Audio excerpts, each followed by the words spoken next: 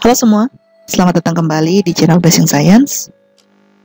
Di video kali ini, kita masih akan membahas mengenai materi bab 2, yaitu tentang atom, molekul, dan ion, tetapi ini merupakan bagian keduanya atau lanjutannya dari video yang kemarin.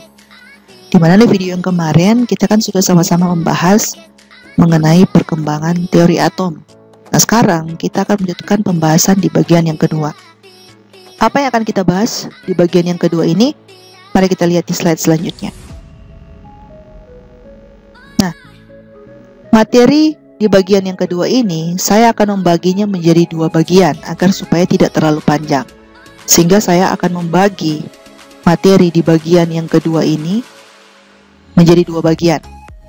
Bagian yang pertama saya akan membahas mengenai partikel-partikel penyusun atom atau partikel-partikel subatom, nomor atom dan nomor massa, isotop, isobar, isoton, dan ada lagi ya saya kelupaan di sini isoelektron, keberadaan elektron dalam atom dan massa atom serta massa molekul relatif. Itu yang akan saya bahas di bagian yang pertama. Sedangkan di bagian yang kedua teman-teman, saya akan membahas mengenai pengantar tabel periodik, rumus kimia, molekul dan ion, serta penamaan senyawa atau tata nama senyawa. Oke. Tanpa perlu berlama-lama lagi, saya akan langsung membahas bagian yang pertama, yaitu mulai dengan pembahasan mengenai partikel subatom atau partikel penyusun atom. Ya, teman-teman, dari video sebelumnya mengenai perkembangan teori atom, kita sudah tahu bahwa atom itu masih memiliki partikel-partikel penyusunnya atau partikel-partikel subatom, di mana atom itu terbagi atas inti atom yang berada di tengah-tengah atom dan elektron yang bergerak mengelilingi inti atom, ya kan, seperti itu. Di mana proton itu yang digambarkan seperti ini ya, ini ada inti atom, kemudian ini ada elektron yang dianimasikan bergerak mengelilingi inti atom. Itu adalah, proton itu adalah partikel penyusun inti atom yang bermuatan positif. Oke, sedangkan neutron digambarkan seperti ini, itu adalah partikel penyusun inti atom yang tidak bermuatan. Sedangkan elektron dianimasikan seperti ini, bergerak mengelilingi inti, itu adalah partikel bermuatan negatif. Oke, sehingga kalau kita lihat dari gambar ini dan berdasarkan apa yang sudah kita bahas di video sebelumnya tentang perkembangan teori atom, maka kita bisa melihat gambaran mengenai struktur atom ini mengikuti model atom dari Rutherford atau bisa juga model atom dari Bohr. Oke, kira-kira seperti itu. Sekarang kita lanjut. Nah, kita akan bahas secara umum masing-masing partikel subatom ini. Seperti yang sudah saya katakan tadi, ini digambarkan struktur dari atom, ada inti atom, ada elektron yang berada pada lintasannya. Jadi kalau lihat dari gambar ini mengikuti model atom dari Bohr, di mana elektronnya yang diberi tanda positif ya, karena dia, di mana protonnya yang diberi tanda positif karena proton bermuatan positif. Nah, kita bahas dulu tentang proton.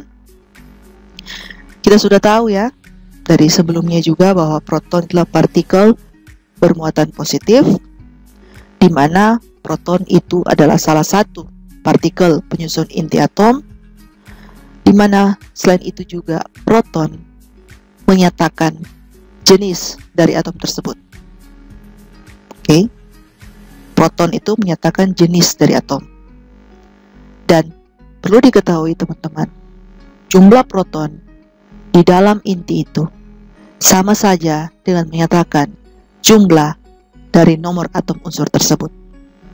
Oke, selanjutnya proton itu sangat berkontribusi atau memberikan kontribusi terhadap massa dari atom. Oke, itu yang perlu ditandai juga ya. Jadi proton itu berkontribusi pada massa dari atom. Kemudian jumlah proton itu sama dengan jumlah elektron, dengan catatan jika atom unsur itu adalah atom netral atau tidak bermuatan, maka jumlah proton dan jumlah elektronnya akan sama. Seperti itu ya. Selanjutnya, untuk neutron itu karakteristiknya antara lain. Neutron merupakan partikel netral. Dia merupakan partikel yang tidak memiliki muatan, tidak seperti proton yang bermuatan positif. Neutron itu adalah salah satu partikel penyusun inti atom. Jadi selain proton yang menyusun inti atom, ada juga partikel yang namanya neutron. Selanjutnya, selain proton, neutron juga merupakan partikel yang berkontribusi pada massa atom. Kita akan bahas itu kenapa ya nanti. Dan yang terakhir, neutron itu merupakan partikel yang berperan sebagai tenaga pengikat inti. Maksudnya apa? Maksudnya dengan keberadaan neutron di dalam inti atom dapat menjaga agar supaya proton-proton yang pada dasarnya bermuatan sama-sama positif dapat berada pada jarak yang berdekatan dan tidak saling tolak-menolak. Karena kita sudah tahu kan teman-teman, kalau partikel bermuatan sama berkumpul atau berdekatan, maka pasti akan tolak-menolak. Itulah peran dari neutron di sini, sehingga kalau proton dapat dijaga tidak saling tolak-menolak karena keberadaan dari neutron, inti atom akan menjadi stabil. Kita akan belajar lebih detail itu nanti. Kenapa seperti itu, ya? Selanjutnya, selanjutnya pembahasan karakteristik mengenai elektron, di mana elektron adalah partikel penyusun atom yang bermuatan negatif. Elektron sesuai dengan teori atom Bohr berada di luar inti atom. Kita dapat temukan dalam bentuk orbit atau tingkat energi elektron. Elektron bergerak sangat cepat di sekitar inti atom. Massa dari elektron tidak signifikan berpengaruh terhadap massa keseluruhan dari atom. Jadi dia tidak seperti proton dan neutron yang berkontribusi terhadap massa atom. Kalau elektron, massanya tidak dianggap signifikan berpengaruh terhadap massa keseluruhan dari atom. Jadi penggambarannya seperti itu teman-teman. Kenapa elektron dianggap tidak signifikan berpengaruh? Karena jika kita lihat dari massa dari elektron, nanti akan dibahas lebih detail nanti, itu massanya sangat-sangat kecil dibandingkan dengan proton dan neutron, sehingga keberadaannya tidak dianggap signifikan berpengaruh terhadap keseluruhan massa dari atom. Nanti kita akan bahas kenapa seperti itu di slide-slide selanjutnya. Nah, jumlah elektron itu sama dengan jumlah dari proton. Ini sama juga dengan penjelasan proton yang tadi, di mana jumlah elektron dan jumlah proton itu sama dengan catatan jika atom itu netral atau tidak bermuatan. Oke, maka jumlah elektron dan jumlah protonnya pasti sama. Selanjutnya, elektron, dia itu merupakan partikel yang terlibat dalam pembentukan ikatan kimia. Bukan proton, bukan neutron yang terlibat dalam pembentukan ikatan kimia, tetapi elektron. Dan elektron itu pun elektron khusus yang namanya elektron valensi. Itu yang akan kita pelajari di slide-slide selanjutnya. Lanjut. Mari kita membahas partikel-partikel subatom atau partikel-partikel penyusun atom ini dilihat dari perbandingan massanya. Jadi, neutron, proton, dan elektron itu memiliki massa yang sangat-sangat kecil, teman-teman. Atom saja sudah kita tahu adalah partikel yang sangat kecil. Ternyata di dalam atom masih ada partikel penyusunnya lagi yang lebih kecil dari atom. Seperti itu. Dan kita bisa lihat nilai massa dari neutron, proton, dan elektron yang dinyatakan dalam satuan SI dari massa yaitu kilogram seperti ini, teman-teman.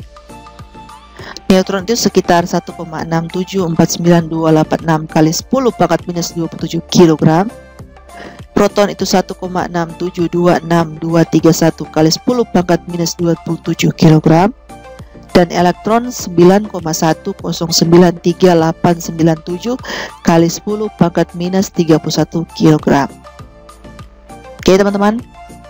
Kalau kita lihat ya, ketika ini kan dinyatakan dalam angka penting yang banyak, ya kan? Kalau kita coba bulatkan sampai ke dua angka di belakang koma, misalkan hanya 1,67 ya, kita bisa lihat bahwa proton dan neutron itu sebenarnya memiliki massa yang hampir sama, ya kan? Sedangkan elektron yang jauh lebih kecil. Oke, makanya itu tadi di awal elektron dinyatakan tidak signifikan berkontribusi terhadap keseluruhan massa dari atom karena dia sudah proton, neutron, elektron sudah sangat kecil massanya. Tapi jika kita bandingkan antara tiga partikel tersebut, elektron yang paling kecil dan sangat jauh perbedaannya dibandingkan dengan neutron dan proton jika dilihat dari massanya. Nah, sekarang seandainya kita anggap ditimbang ya, jika kita ingin menimbang mengacu pada massa ini, maka dibutuhkan kurang lebih sekitar 1839 elektron untuk memiliki massa yang sama dengan satu neutron. Selanjutnya, dibutuhkan sekitar 1836 elektron untuk memiliki massa yang sama dengan satu proton. Sangat jauh kan? Itulah perbedaan yang bisa menjelaskan kenapa tadi di awal dikatakan elektron tidak berpengaruh signifikan terhadap keseluruhan massa dari atom, karena memang sangat kecil perbandingannya. Untuk satu neutron butuh sekitar 1839 elektron untuk memiliki massa yang sama, atau untuk satu proton butuh 1836 elektron untuk bisa memiliki massa yang sama dengan satu proton. Dan itu sangat kecil dan jauh perbedaannya, teman-teman. Itu perbandingan elektron terhadap dengan neutron dan perbandingan elektron dengan proton dilihat dari massanya. Sedangkan bagaimana jika kita membandingkan massa neutron dengan proton? Kita sudah lihat di sini ya, kalau diambil dua angka di belakang koma, maka sebenarnya neutron dan proton itu sama atau hampir sama, sehingga kita bisa menyatakan massa dari proton dan neutron itu hampir sama. Oke, mungkin neutron lebih berat sedikit, tapi sebenarnya ya kalau dibulatkan hanya dua angka di belakang koma saja sudah sama-sama menyatakan kalau massanya sama. Ya, kira-kira seperti itu. Jadi akhirnya satu neutron itu dianggap sudah sama dengan satu proton dilihat dari massanya. Oke, semoga dapat dipahami. Sekarang kita lanjut. Bagaimana partikel penyusun atom ini atau partikel subatom ini jika kita lihat dari perbandingan ukurannya? Di sini ada struktur dari atom, ya, mengikuti struktur atom dari Bohr ya, model atom Bohr. Kenapa di sini tetap digunakan model atom yang sebelum-sebelumnya? Kan kita sudah pelajari kemarin bahwa sebenarnya teori atom yang sekarang, yang terbaru adalah teori atom modern. Tapi kenapa di pembahasan saya ini saya masih menggunakan teori model atom dari Bohr? Ini untuk memudahkan ya teman-teman, untuk memudahkan kita mempelajari. Maka saya masih menggunakan model atom dari Bohr, walaupun sekarang kita sudah pelajari dan sudah tahu bersama bahwa model atom yang paling terbaru adalah model atom modern, ya kan, dimana elektron sudah tidak dianggap sebagai lintasan-lintasan seperti ini atau kulit-kulit seperti ini. Tapi kenapa saya tetap masih menggunakan model atom Bohr? Untuk memudahkan kita mempelajarinya, teman-teman, mempelajari materi yang saya bahas ini sekarang. Ini itu tujuannya. Jadi tidak perlu dijadikan sebuah persoalan atau masalah ya, teman-teman. Nah, sekarang kita lihat bagaimana suatu partikel penyusun atom atau partikel subatom jika kita lihat dari perbandingan ukurannya. Tadi kan perbandingan massa, sekarang kita lihat perbandingan ukurannya. Oke, kita lihat ya. Jadi ini dia animasikan struktur atomnya, elektronnya bergerak-gerak mengelilingi inti atom ya. Kita anggap saja seperti ini, walaupun ini bukan penggambaran yang akurat juga menurut saya, tapi ya supaya jadi terlihat menarik aja gitu ya. Sekarang kita lihat, kita bahas. Nah, di ini ada tabel yang menyatakan perbandingan ukuran dibandingkan bagaimana ukuran dari atom, kemudian bagaimana ukuran dari inti, bagaimana ukuran proton atau neutron yang menyusun inti, dan bagaimana ukuran dari elektron. Nah, di sini bisa terlihat jelas teman-teman. Kalau kita lihat ukuran sebagai standarnya adalah atom, maka kalau satu atom itu dianggap ukurannya 1. Maka kalau nukleus itu ukurannya 1/10.000. Sedangkan kalau proton atau neutron yang menyusun inti itu ukurannya 1/100.000. Sedangkan elektron jauh lebih kecil lagi, 1/100 juta. Jadi kita bisa membayangkan ya, atom saja sudah sangat kecil, partikel penyusun materi yang sangat-sangat kecil, bagaimana elektron ya, yang jauh lagi lebih kecil dari atom. Nah, kemudian jika dilihat dari ukuran dalam meter, maka kalau atom itu 10⁻10 digambarkan keseluruhan ya, sudah keseluruhan dari atom, ada inti atom dan ada elektronnya seperti itu. Sedangkan intinya 10⁻14, kemudian proton atau neutronnya 10⁻15, dan jika dilihat dari elektronnya adalah 10⁻18. Oke, kira-kira seperti itu ya teman-teman gambarannya. Semoga dapat dipahami ya. Perbandingan partikel penyusun atom dilihat dari massa dan ukurannya, seperti itu. Sekarang kita lanjut. Nah, seperti yang saya sudah bahas tadi di beberapa slide sebelumnya, bahwa massa dari satu proton atau satu neutron itu berkisar seperti ini kan, dimana kalau kita bulatkan dua angka di belakang koma, proton dan neutron itu dianggap sama ya. Jadi sebesar 1,67 kali 10⁻⁻27 kg.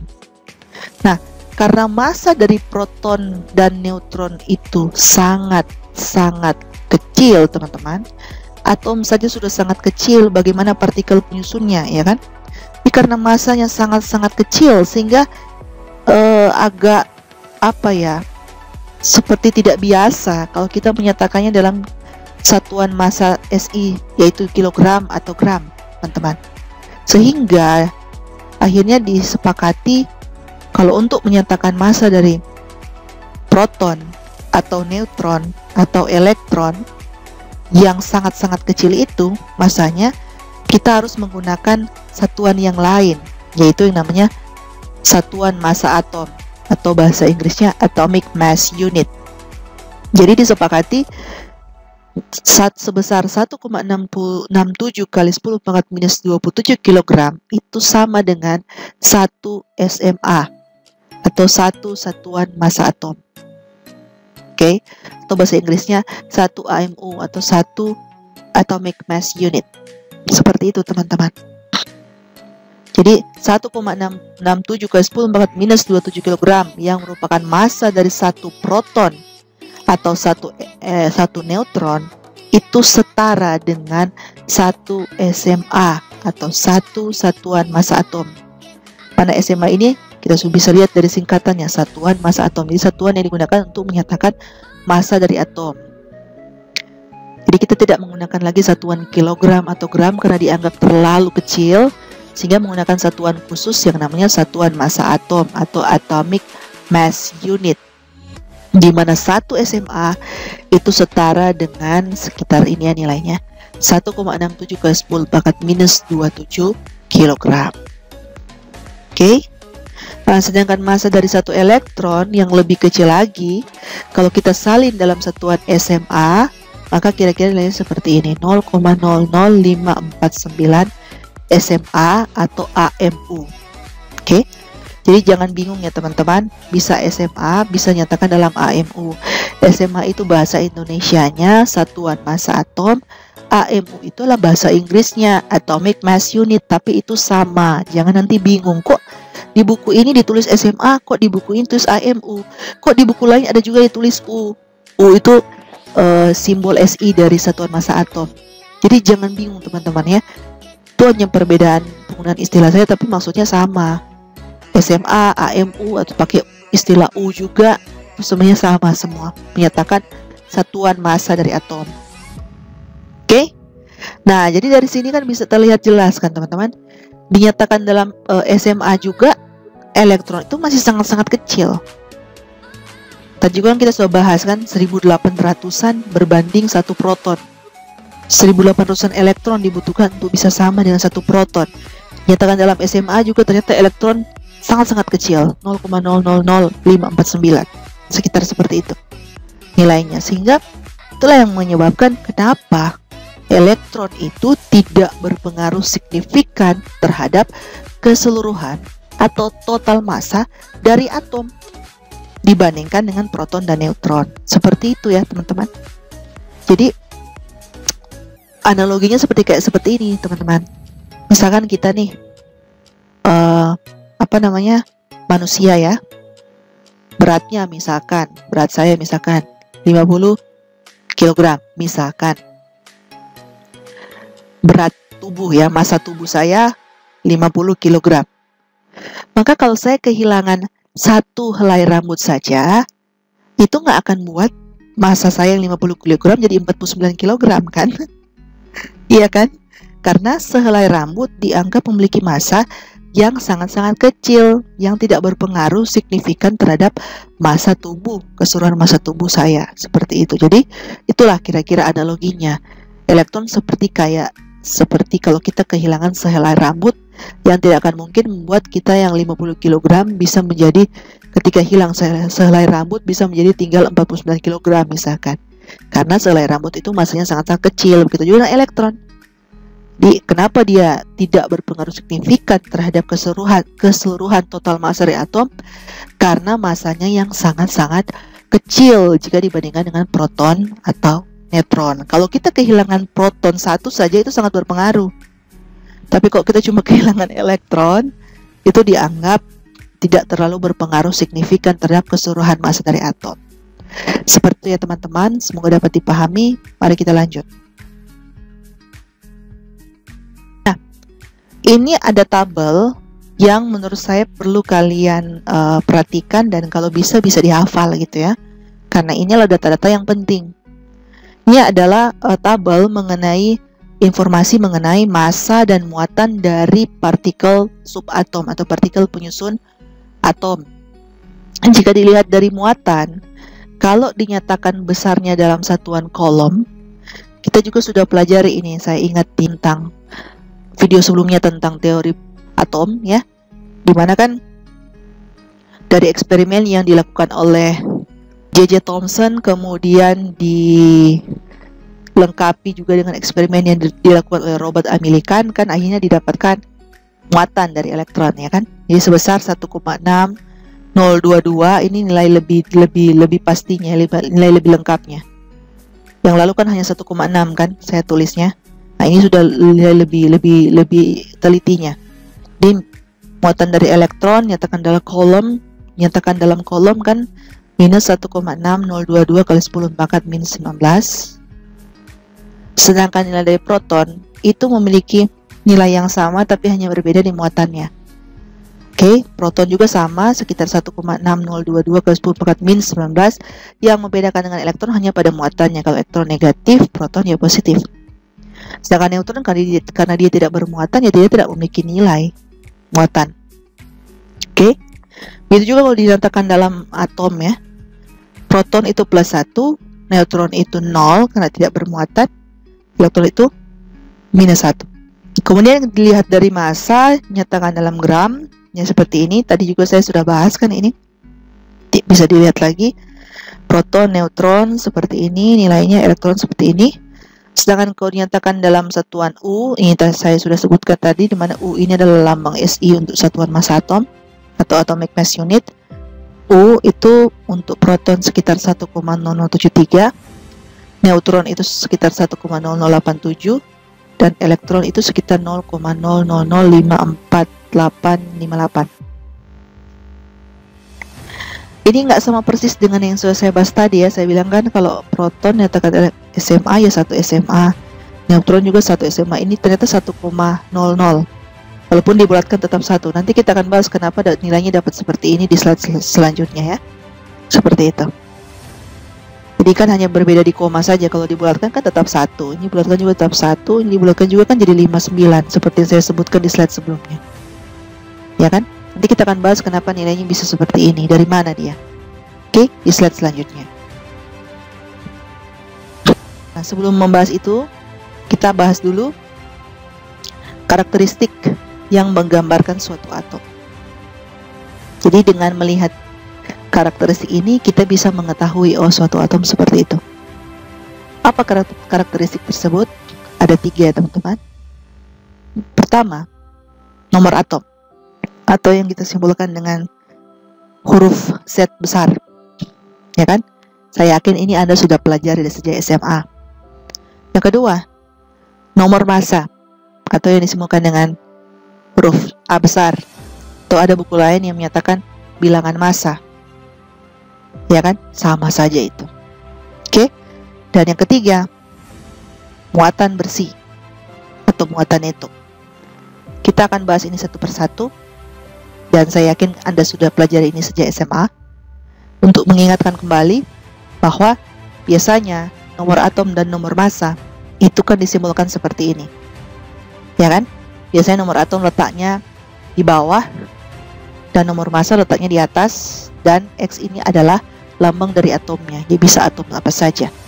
Bisa hidrogen, helium, oksigen, kalsium, nitrogen, dan lain sebagainya yang ada di sistem periodik unsur. Oke? Sebagai contoh, ini ada natrium 1123. Berarti 11 itu menyatakan nomor atomnya, 23 itu menyatakan nomor massanya. Saya yakin sebenarnya Anda juga sudah tahu dari sejak SMA. Tapi ada juga saya pernah melihat buku-buku tertentu yang posisinya dia balik, setnya di atas, A-nya di bawah. Menurut saya itu tidak perlu jadi persoalan ya teman-teman. Yang penting kita bisa membedakan mana sih sebenarnya nomor atom dan mana yang nomor massa. Seperti itu. Intinya, kalau dapat kasus seperti itu ternyata setnya yang di atas, A-nya di bawah, untuk membedakan mana yang nomor atom dan nomor massa, ya lihat saja nomor atom pasti lebih kecil, yang lebih kecil kan? Misalkan seperti itu. Oke, yang nilainya pasti lebih kecil ya nomor atom, nomor massa yang nilainya lebih besar. Harusnya kan seperti itu yang umumnya, yang biasanya. Oke, kita akan bahas dulu satu persatu apa itu nomor atom, apa itu nomor massa, apa itu muatan. Meskipun sebenarnya kalian sudah pelajari ini di SMA, tapi kita anggap saja seperti mereview kembali apa yang sudah kalian pelajari. Oke, kita mulai dari nomor atom. Apa itu nomor atom?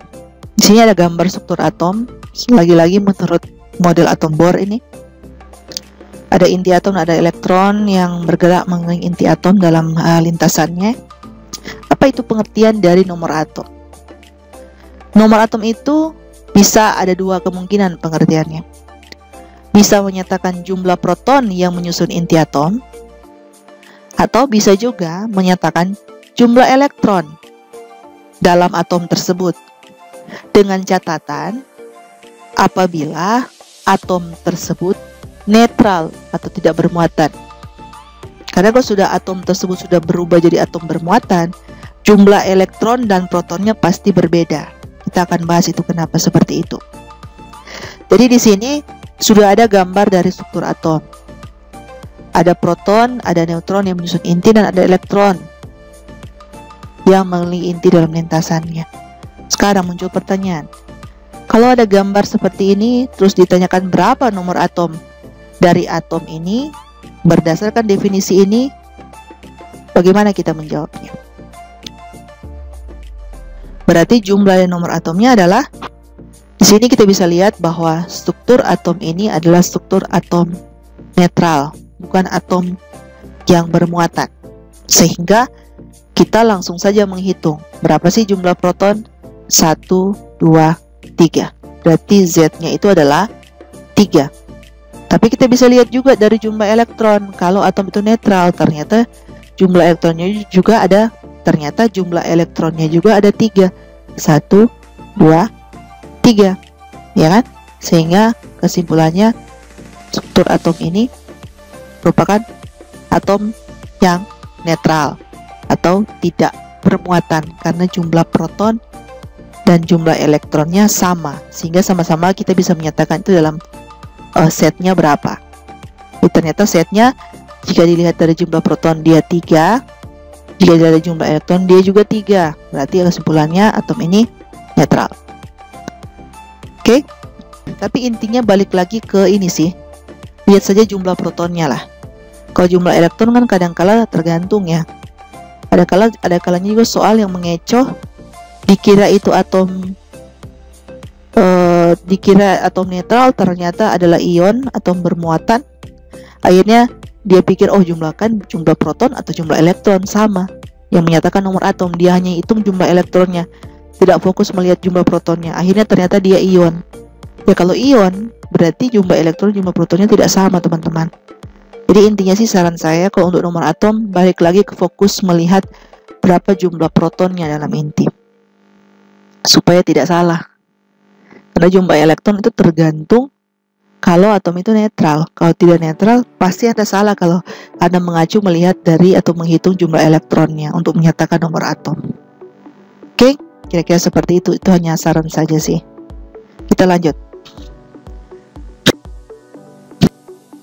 Sekarang nomor massa. Apa yang dimaksud dengan nomor massa, teman-teman? Nomor massa itu yang disimbolkan dengan A besar itu menyatakan jumlah total keberadaan proton dan neutron dalam inti atom. Jadi kalau nomor atom tadi menyatakan jumlah proton saja atau jumlah elektron jika atom itu netral, sedangkan kalau nomor massa itu menyatakan jumlah total proton dan neutron yang berada dalam inti atom. Oke. Kemudian saya juga tadi di slide sebelumnya sudah menyatakan bahwa massa dari satu proton atau satu neutron itu setara dengan 1 SMA atau 1 AMO. Jadi itu juga perlu dicatat ya teman-teman. Jadi kalau ada gambar struktur atom seperti ini, terus ditanya seperti yang contoh tadi, berapa nomor massa dari atom ini? Berarti mengacu dari definisi bahwa nomor massa itu adalah jumlah total proton dan neutron dalam inti atom, ya kita hitung saja berapa protonnya, berapa neutronnya, ya kan? Sudah jelas di sini protonnya itu 1, 2, 3, ada 3. Dan sudah jelas juga neutronnya itu ada 1, 2, 3, 4, berarti ada 4. Sehingga 3 proton tambah 4 neutron itu sama dengan nomor massa, dan 1 proton atau 1 neutron itu setara dengan 1 SMA atau 1 MU. Berarti digabungkan saja 3 tambah 4 menjadi total 7. Jadi nomor massanya adalah 7 AMU atau 7 SMA, di mana 7 SMA ini berasal dari 3 proton setara dengan 3 SMA ditambah dengan 4 neutron yang setara dengan 4 SMA, jumlahnya menjadi 7. Oke, kira-kira seperti itu. Sini tanyakan kembali, mengapa kita tidak memperhitungkan elektron? Padahal ini ada elektron, kenapa hanya dihitung inti atomnya saja? Nah, karena seperti yang sudah saya katakan tadi kan, bahwa keberadaan elektron itu tidak berpengaruh signifikan terhadap keseluruhan massa dari atom. Karena apa? Karena massa dari elektron sendiri sangat-sangat kecil. Jika kita nyatakan dalam SMA juga, dia sangat-sangat kecil sehingga tidak berpengaruh. Oke? Kira-kira seperti itu, semoga dapat dipahami. Mari kita lanjut. Oke, sekarang kita lanjut karakteristik yang ketiga, yaitu tentang muatan bersih atau muatan neto. Maksudnya apa, teman-teman? Maksudnya di sini adalah muatan bersih atau muatan neto itu adalah bagaimana proton yang bermuatan positif dan elektron yang bermuatan negatif itu saling menyeimbangkan muatannya. Jadi di sini keberadaan neutron tidak berpengaruh, teman-teman. Karena neutron tidak bermuatan, sehingga yang menentukan atom itu akhirnya nanti bermuatan apa, itu adalah keberadaan proton dan elektron. Neutron tidak. Nah, sekarang mari kita lihat penjelasan berikut ini. Di sini ada gambar yang digambar dengan tangan saja ya. Jadi ya mudah, agar mudah saja digambar dengan tangan. Struktur dari atom mengikuti model atom dari Rutherford. Kalau kita lihat ya, dimana karena neutron tidak berpengaruh, tidak digambarkan neutronnya, hanya proton, fokus proton dan elektron. Di sini ada proton yang menyusun inti, digambarkan dengan bulatan merah, dan elektron yang bergerak mengelilingi inti dalam lintasannya ini, yang digambarkan bulatan hitam.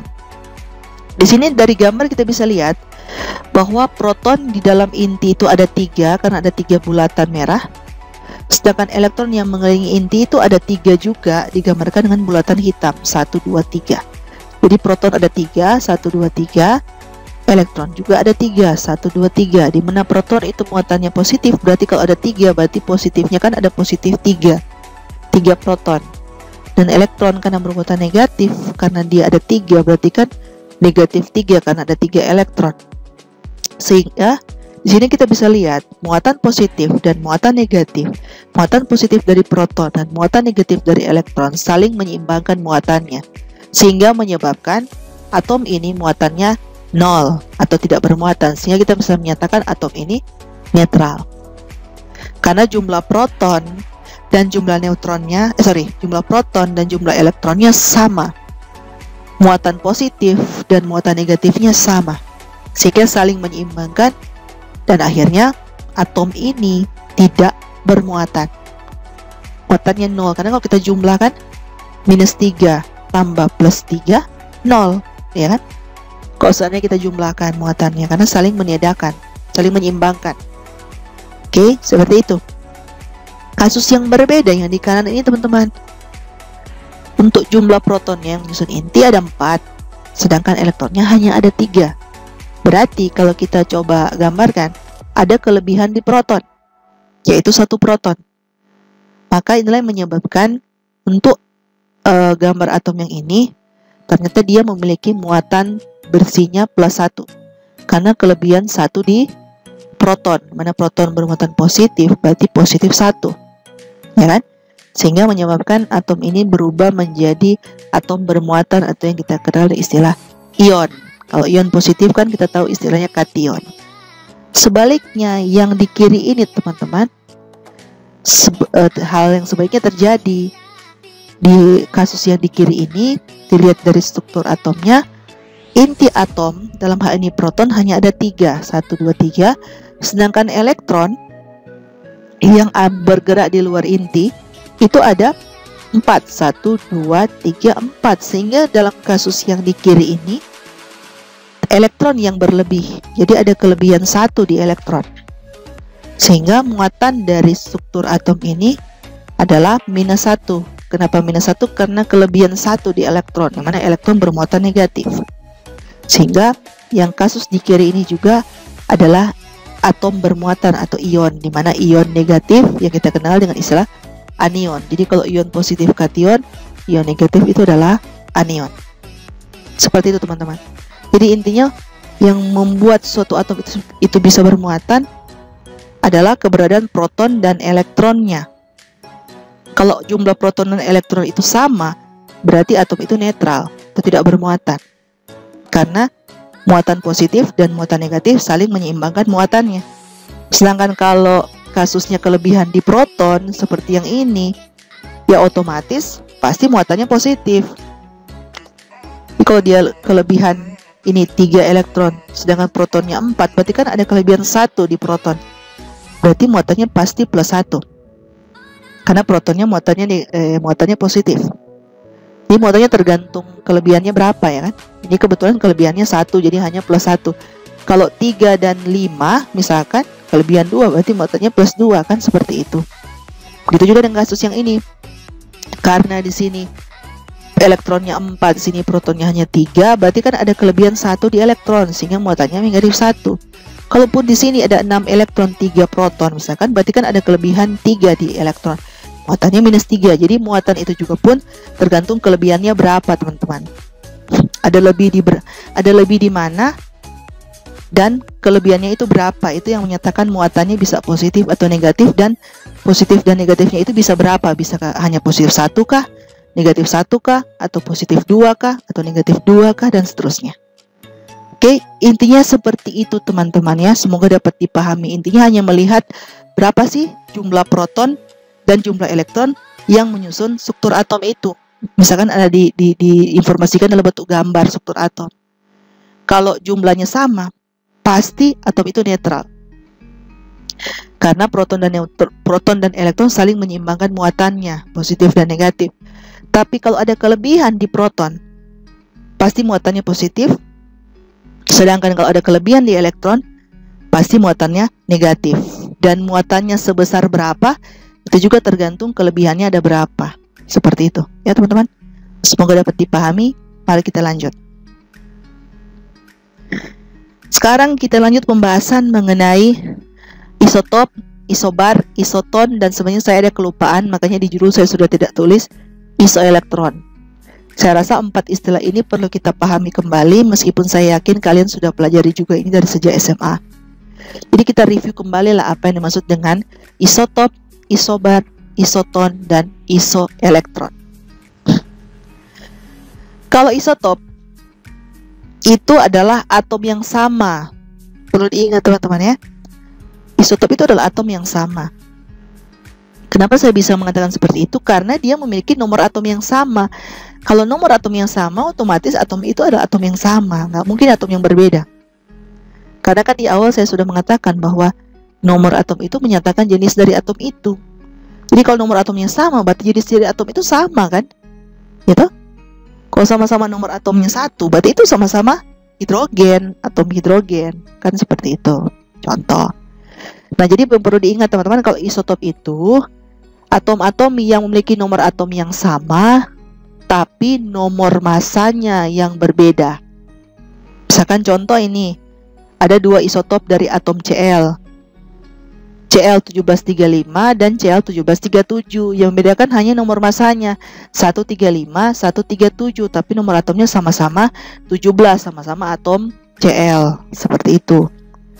Kalau isobar, itu adalah atom-atom yang berbeda, teman-teman. Tidak seperti isotop yang atomnya sama, ya kan? Kalau isobar, atom-atom yang berbeda, tetapi memiliki nomor massa yang sama. Contohnya misalkan ini Na1124 dan Mg1224.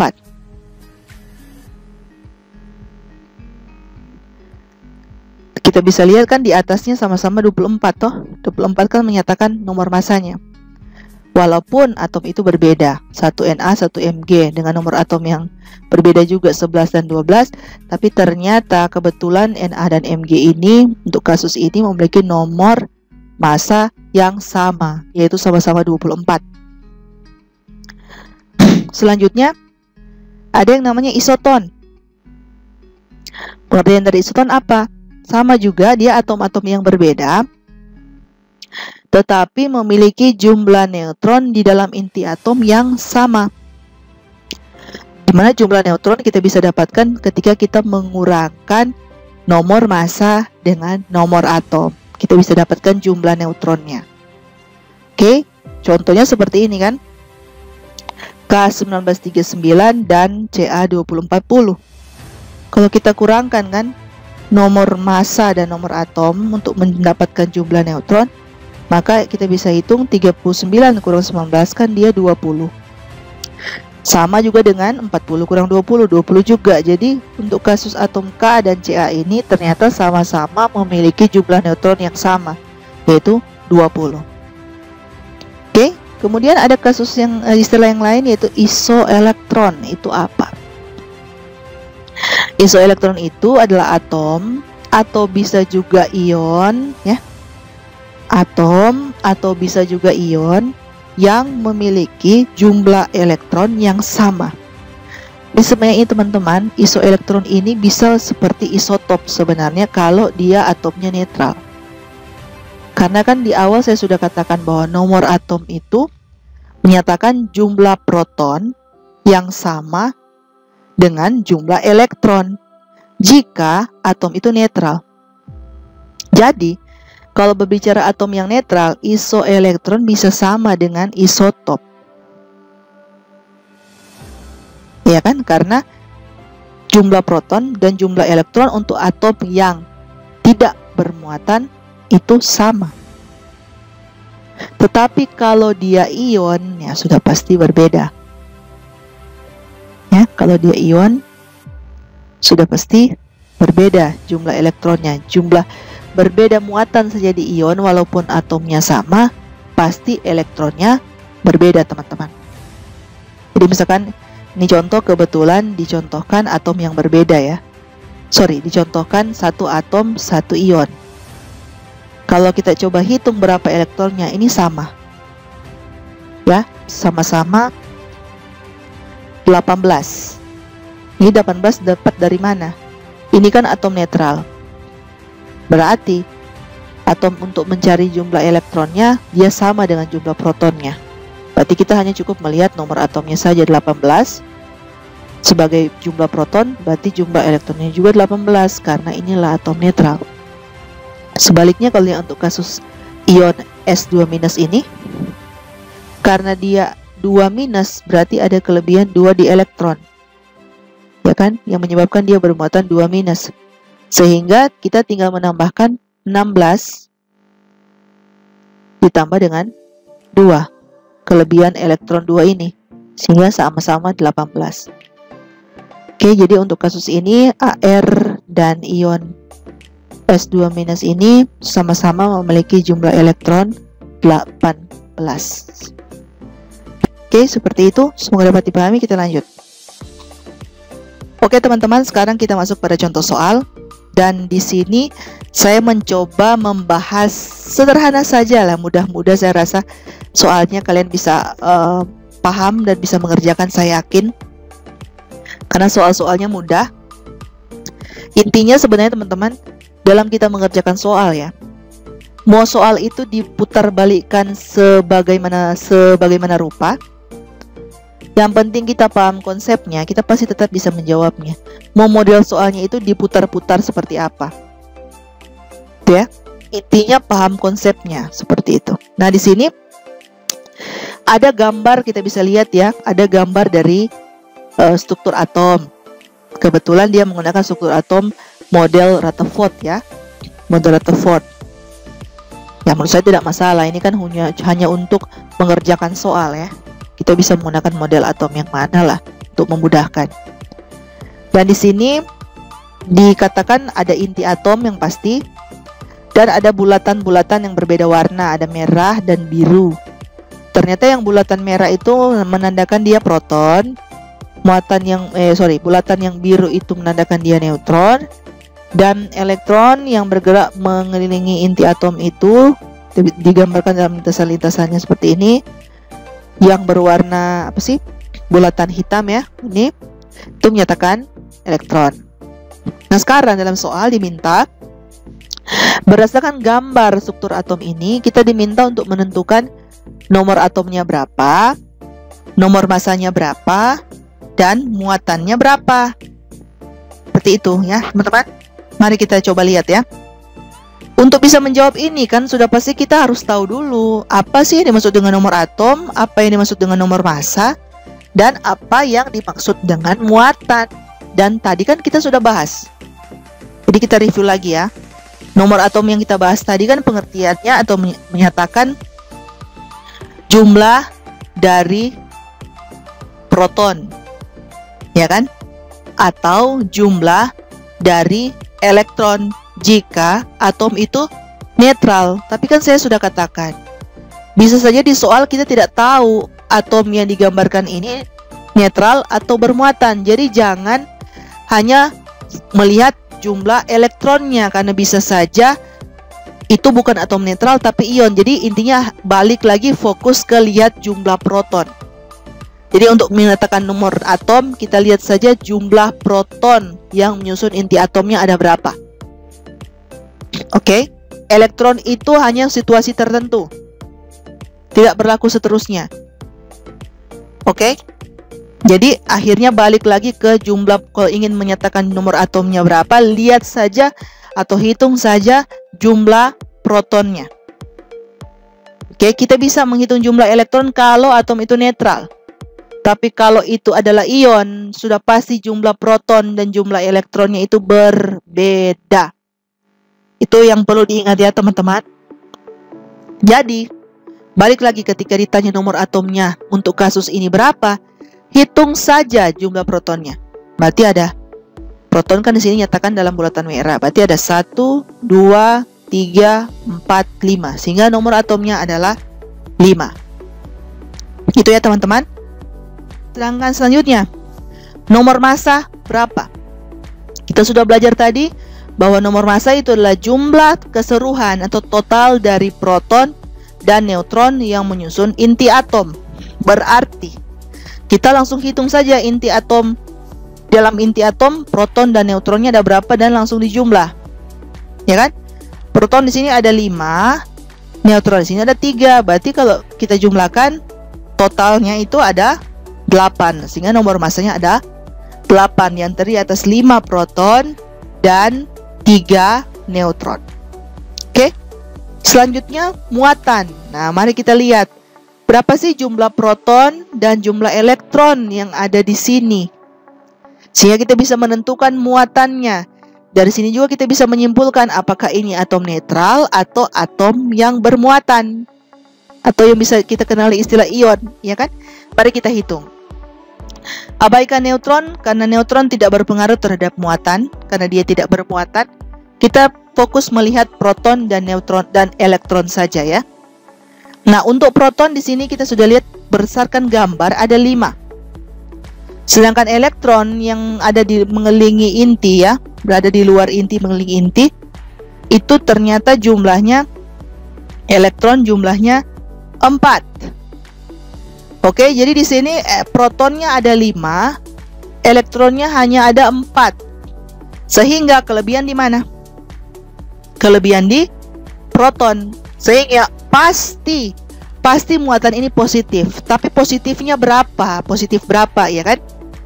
Karena protonnya ada 5 dan elektronnya hanya ada 4, berarti ada kelebihan 1 di proton. Sehingga muatannya sudah pasti positif 1 karena ada kelebihan 1 di proton. Oke. Jadi jelas bahwa atom ini ternyata merupakan ion yang bermuatan positif atau kation dengan jumlah muatan positif 1. Oke, seperti itu ya teman-teman. Mudah kan ya? Sekarang kita lanjut ke model soal selanjutnya. Nah, di sini untuk soal yang ini sudah diketahui nomor atomnya, nomor massanya, dan muatannya. Nah, sekarang dibalik. Yang ditanya berapa sih jumlah proton, berapa jumlah neutron, dan berapa jumlah elektron. Kan seperti itu. Nah, sekarang kita sudah tahu bahwa pengertian dari nomor atom itu sama saja dengan menyatakan jumlah dari proton. Sehingga ketika nomor atom sudah diketahui 7, berarti jumlah protonnya juga ada 7. Ya. Kemudian nomor massa itu ada 15. Ketika kita ingin tahu neutron, berarti kita kurangkan saja nomor massa dengan nomor atomnya atau jumlah protonnya. Ya kan? Berarti 15 dikurang 7 sama dengan 8. Oke. Sedangkan untuk elektron, di sini kita sudah ketahui ya bahwa muatannya adalah plus 2. Plus 2 itu berarti menyatakan kan ada kelebihan 2 di proton. Nah, ternyata status kelebihan 2 di proton itu totalnya ada 7 proton. 7 proton ini dalam status sudah kelebihan 2 di proton. Berarti elektronnya sudah pasti adalah 5. Oke? 5 karena apa? Karena ada muatannya kan plus 2. Plus 2 itu kan menandakan ada kelebihan 2 di proton. Sedangkan proton dengan status kelebihan 2 itu ada 7 jumlahnya. Berarti otomatis elektronnya itu adalah 5 atau 7 dikurang 2. Oke? Seperti itu ya teman-teman. Semoga dapat dimengerti. Kita lanjut. Nah, ini ada model soal yang lain. Kita diminta melengkapi tabel. Di sini tabel informasinya yang sudah diketahui adalah elektronnya ada 10, nomor masanya 16, dan muatan bersihnya -3. Diminta mengisi proton, neutron, dan nomor atomnya berapa. Nah, dari sini mudah ya teman-teman. Kita sudah tahu jumlah elektronnya ada 10. Dan kita juga sudah tahu bahwa muatan bersihnya itu -3. Berarti kalau -3 teman-teman, dia ada kelebihan 3 elektron. Jadi ada kelebihan 3 di elektron. Nah, 10 ini adalah status elektron yang sudah kelebihan 3. Berarti otomatis protonnya ada berapa? Ada 7. Seperti itu ya teman-teman. Kemudian berarti kalau protonnya ada 7, nomor atom sudah pasti juga 7 karena nomor atom menyatakan jumlah proton. Dan berarti kalau ingin ditanya jumlah neutron, kita tinggal kurangkan saja 16 dikurang 7, jawabannya 9. Oke? Mudah kan ya? Mudah sekali teman-teman, sangat mudah. Jadi ini pasti kalau ada soal semua seperti ini, teman-teman pasti bisa mendapatkan nilai 100, saya jamin. Oke, selanjutnya. Nah, ini ada contoh soal model soal yang lain. Kita diminta untuk melengkapi tabel juga, tapi di sini sudah ada melibatkan isotop. Nah, kita sudah belajar tadi pengertian dari isotop kan teman-teman, bahwa isotop itu semuanya adalah atom yang sama, yang memiliki nomor atom yang sama, tapi nomor masanya berbeda. Nah, biasanya isotop dituliskan seperti ini teman-teman. Contoh ini, contoh aluminium 27. Jadi nama dari atom diikuti dengan 27 ini adalah nomor masanya. Kenapa tidak digunakan nomor atom? Karena ya nomor atomnya kan sama.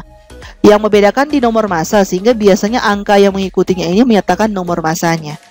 Oke, jadi di sini sudah diketahui nama dari atom tersebut, nomor massanya, simbol dan muatannya, serta jumlah dari elektron. Kita diminta mengisi nomor atom, nomor massa, jumlah proton, dan jumlah neutron. Dari yang diketahui kita bisa tahu teman-teman bahwa muatan 3+ menandakan protonnya ada kelebihan 3 dari elektron. Oke, jadi protonnya ada kelebihan 3 dibandingkan dengan elektron. Berarti kalau elektronnya ada 10, sedangkan protonnya kelebihan 3 dari elektron, berarti nomor atomnya itu adalah 13. Kemudian kalau ditanya nomor masanya berapa? Ya ini. Ya kan? Sudah diketahui 27. Kemudian jumlah protonnya berapa? Karena nomor atom sudah diketahui, otomatis proton juga sama-sama 13. Dan ketika ingin ditanya berapa jumlah neutron, ya kurangi saja nomor massa dengan nomor atomnya, sehingga dapatkan 27 kurang 13 yaitu 14. Oke? Kira-kira seperti itu ya teman-teman. Sekarang kita lanjut. Di sini ada soal seperti kita bisa baca ya. Berikut ini katanya terdapat beberapa lambang atom unsur lengkap dari nomor atom dan nomor masanya ya. Kemudian diminta kita menuliskan mana sih yang masuk isotop, mana yang masuk isobar, mana yang masuk isoton, dan mana yang masuk isoelektron. Jadi untuk bisa menjawab ini kan teman-teman, kita kan harus tahu apa itu isotop, apa itu isobar, apa itu isoton, dan apa itu isoelektron yang kita sudah bahas tadi. Sehingga ya langsung dijawab saja. Kalau isotop kan itu nomor atomnya sama, hanya berbeda nomor masanya. Berarti untuk mencari isotop, lihat saja mana sih yang memiliki lambang yang sama, lambang atom unsur yang sama, dan nomor atomnya sama. Kita bisa lihat ya. Nih ada ini dan ini sama-sama oksigen, dan ini juga dari ini sama-sama nitrogen, sehingga isotop sudah pasti ada 2 pasang, O815 dan O816, serta N714 dan N715, dimana hanya berbeda di nomor masanya. Oke, sedangkan isobar kita sudah bahas juga kan, dia atom-atom yang berbeda tetapi kebetulan memiliki nomor massa yang sama. Cari saja mana sih yang bagian atasnya yang nomor massa yang sama. Dari soal kita bisa lihat, berarti ini ya, N715 dan O815. Jadi itu yang menjadi isobar. Sedangkan isoton, pengertiannya kan kita sudah bahas tadi, atom-atom yang berbeda tapi memiliki jumlah neutron yang sama. Ya, berarti cara menjawabnya kita harus mengurangkan atas dan bawah ini. Ketika dia memiliki jumlah yang sama, berarti dia termasuk isoton. Dan dari jawaban kita bisa lihat ya, bahwa yang sama ternyata adalah pasangan F919 dan Ne1020 serta N714 dan O816. Untuk membuktikan, mari kita hitung berapa sih jumlah neutronnya. Kita langsung kurangkan kan, nomor massa dan nomor atom dapat jumlah neutron. 19 kurang 9, 10. 20 kurang 10, 10 juga. Jadi sama-sama F dan Ne memiliki neutron 10. Sedangkan yang ini 14 kurang 7, 7. 15 kurang 8, 7 juga. Jadi N dan O sama-sama memiliki jumlah neutron 7. Sehingga pasangan ini bisa kita nyatakan sebagai pasangan isoton. Selanjutnya, yang isoelektron, seperti saya sudah jelaskan tadi, kalau atomnya netral, ini kita bisa lihat di soal semua atomnya netral, teman-teman. Tidak ada ion. Berarti otomatis isotop bisa sama dengan isoelektron. Ya kan? Karena isoelektron menyatakan atom yang memiliki jumlah elektron yang sama. Jadi kalau atom itu netral, teman-teman, otomatis jumlah proton dan jumlah elektronnya sama. Ya kan? Dimana jumlah proton menyatakan nomor atom. Iya kan? Sehingga otomatis karena ini semua adalah atom netral, otomatis isoelektronnya juga sama dengan isotop, yaitu O815 dan O816 atau N714 dan N715. Coba kita buktikan berapa sih jumlah elektron? Ya iyalah, kalau protonnya 8, terus atom O ini netral, otomatis elektronnya juga 8. Ya kan? Ini juga begitu, kalau protonnya 8, otomatis elektronnya juga 8. Hal yang sama berlaku juga untuk yang ini. Untuk N, ketika protonnya 7, otomatis elektronnya juga 7. Kecuali O ini sudah berubah atau N ini sudah berubah menjadi ion, sudah pasti jumlah proton dan jumlah elektronnya sudah berbeda. Seperti itu, teman-teman. Oke? Jadi misalkan kalau O ini O2 minus, teman-teman, otomatis elektronnya sudah bukan 8 lagi, tapi sudah 10, teman-teman. Jadi sudah ketambahan 2 lagi, karena 2 minus kan maksudnya kelebihan 2 di elektron terhadap jumlah dari proton. Kalau protonnya ada 8, berarti elektronnya ada 10, karena 2 minus itu menyatakan kelebihan 2 di elektron. Contoh seperti itu. Oke teman-teman, semoga dapat dipahami ya. Kita lanjut. Oke teman-teman, sekarang kita lanjut pada bagian yang selanjutnya, yaitu mengenai keberadaan elektron di dalam atom.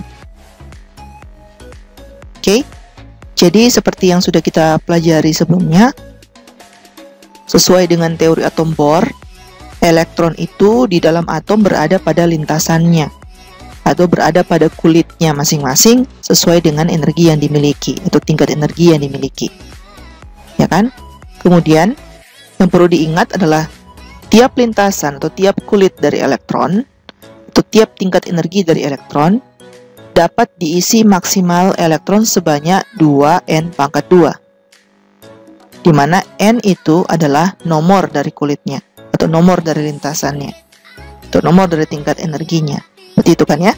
Jadi kalau kita ingin mereview kembali bagaimana teori atom dari Bohr, model atom dari Bohr, Bohr kan menggambarkan kira-kira seperti ini kan ya, di mana ada inti atom yang berada di tengah dan dikelilingi oleh elektron yang bergerak pada lintasannya. Ya kan? Dimana ini lintasan yang paling dekat dengan inti, ini lintasan yang kedua, ini lintasan yang ketiga, dan seterusnya. Yang lintasan ini kita juga bisa bilang sebagai kulit. Ya kan? Dimana yang paling dekat dengan inti atom itu kita namakan kulit K, kemudian yang kedua ini adalah kulit L, kemudian yang ketiga ini adalah kulit M, dan begitu seterusnya. Kalau kita nyatakan dalam angka kan biasa ditulis dalam N sama dengan 1 yang ini, N sama dengan 2 yang ini, N sama dengan 3 yang ini, dan begitu seterusnya. Semakin hari semakin besar, ya kan? Atau semakin hari semakin menjauhi inti, ya kan? Di jaraknya, jari-jarinya semakin hari semakin besar atau jauh dari inti, seperti itu.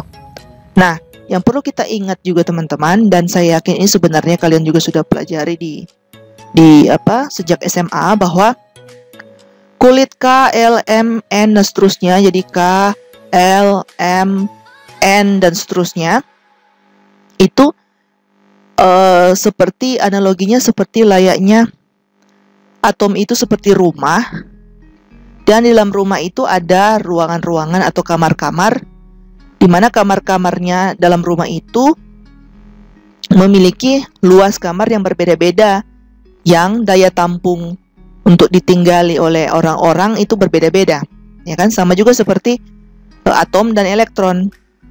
Jadi di dalam atom ada lintasan-lintasan atau kulit-kulit elektron yang daya tampungnya itu ada nilai maksimalnya. Kita tidak boleh sembarang mengisi elektron pada kulit manapun, itu sama atau lebih besar atau lebih kecil, jadi ada aturannya gitu ya. Dan kalian kan sudah mempelajari itu sejak dari SMA.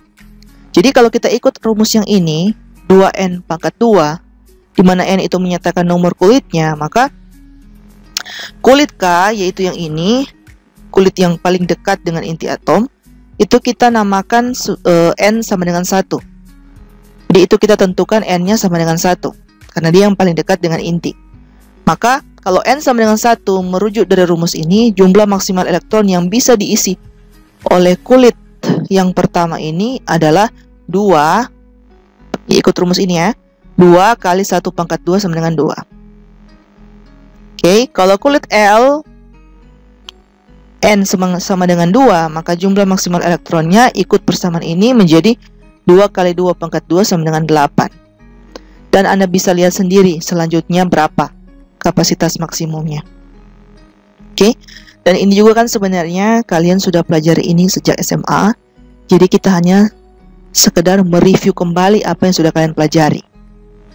Oke, dan ini kan biasanya guru SMA kalian, guru kimia waktu kalian SMA kan meminta kalian untuk menghafal kalau bisa kan.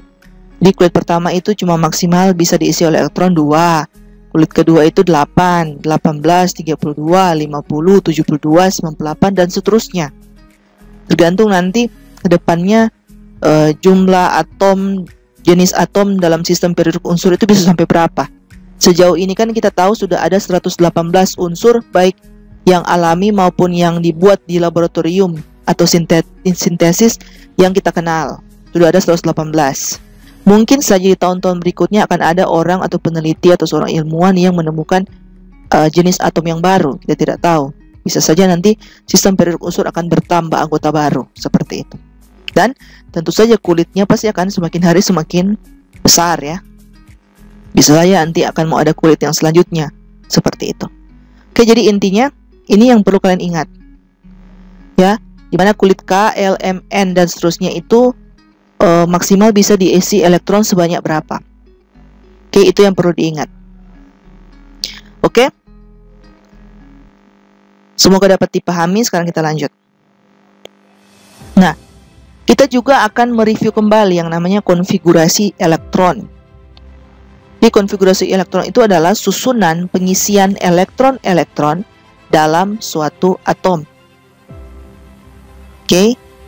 Jadi harus ada aturannya ketika kita membuat konfigurasi elektron, tidak hanya asal-asalan. Dan dari SMA saya pasti dan yakin guru kimia di SMA kalian waktu dulu pasti sudah mengajari kalian, entah di kelas 10 atau kelas 11, mungkin di kelas 10 ya, bagaimana kita membuat suatu konfigurasi elektron. Pastikan kalian kalau kita mereview kembali, kalian menggunakan apa? 3 aturan ini kan? Ada yang namanya prinsip Aufbau, ada yang namanya aturan Hahn, dan ada yang namanya larangan Pauli. Jadi konfigurasi elektron yang kalian lakukan berdasarkan 3 teori ini kan, 3 aturan ini. Nah, di sini pada video kali ini saya tidak akan membahas konfigurasi elektron berdasarkan 3 aturan tersebut. Jadi biasanya kan dulu kalau kita review kembali, Anda membuat konfigurasi elektron berdasarkan prinsip Aufbau kan, 1s2, 2s2 ya kan, dan seterusnya kan, seperti itu. Ada aturannya kan itu. Seperti itu, tapi di sini kita tidak akan membuat konfigurasi elektron seperti itu, tetapi lebih sederhana dari itu. Jadi lebih kepada logika sederhana saja kita membuat konfigurasi elektron. Oke, jadi aturan dari pengisian elektron yang akan saya uraikan atau saya bahas di sini adalah kira-kira mencakup 3 aturan utama, seperti 3 aturan umum, yaitu sebagai berikut ya. Ada 3. Aturan yang pertama yang perlu Anda ingat adalah elektron dalam suatu atom itu selalu berusaha mengisi kulit atau lintasannya untuk mencapai jumlah maksimalnya. Tadi kita sudah belajar di slide sebelumnya kan, bahwa kalau kulit K cuma boleh maksimal terisi atau diisi 2 elektron, kulit L cuma boleh 8 elektron, kulit M cuma boleh 18, dan seterusnya. Jadi itu maksudnya aturan yang pertama. Oke, jadi elektron dalam suatu atom selalu berusaha mengisi kulitnya untuk mencapai jumlah maksimalnya. Oke, jadi kalau sudah capai jumlah maksimal baru bisa diisi elektron di kulit selanjutnya. Kalau belum terisi maksimal di kulit sebelumnya, kita nggak mungkin bisa mengisi di kulit selanjutnya. Nggak bisa lompat-lompat, nggak bisa terserah kita. Ada aturannya, ya kan? Nah, aturan yang kedua, teman-teman, elektron pada kulit terakhir. Jadi kalau misalnya contoh gambarnya ini kan, kulit terakhirnya kan yang ini. Jadi kalau contoh gambarnya struktur atom yang ini, kulit terakhirnya yang ini, teman-teman ya. Jadi aturan nomor 2, saya ulangi lagi, elektron pada kulit terakhir itu jumlahnya tidak boleh lebih dari 8 elektron. Nah, selanjutnya aturan yang ketiga,